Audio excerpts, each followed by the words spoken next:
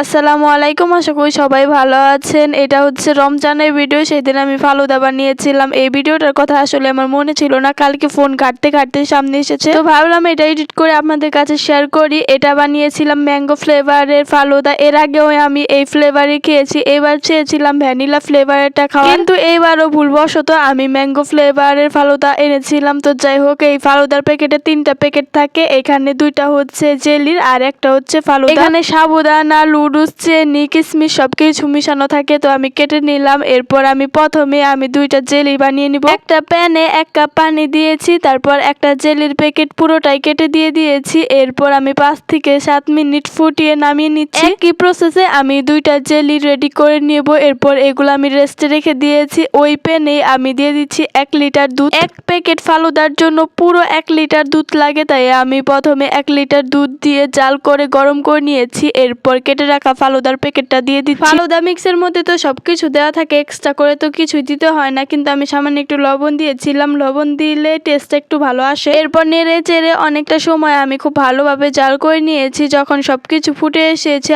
আর ফালুদাটা একটু ঘন হয়ে এসেছে, ওই সময় আমি নামিয়ে নিয়েছি। বেশি ঘন করা যাবে না, যেটা আমি করে ফেলেছিলাম। এটা একটু আগেই নামাতে হবে, কারণ ঠান্ডা হলে ফালুদাটা আরো ঘন হয়ে যায়। তো যাই হোক, এরপর আমি আমার পছন্দ মতো কয়েকটা ফল কেটে নিয়েছি। এখানে নিয়েছিলাম তরমুজ, কলা, আপেল আর আঙ্গুর। রমজান মাসে আমাদের হাতে যেহেতু অনেক কাজ থাকে, সময় থাকে না, তার জন্য আমি এই ফালুদা মিক্সের যে জেলিটা থাকে এটা সময় নিয়ে আমি সেট করতে পারিনি। হাতে তো একদমই সময় ছিল না, তাই জেলি সেট হওয়ার আগেই পছন্দ মতো ফল দিয়ে আমি ফালুদাটা রেডি করে নিয়েছি। করার জন্য ফালুদাটা সুন্দর করে সাজাতেও পারিনি, কিন্তু ফালুদা খেতে মজা হয়েছিল।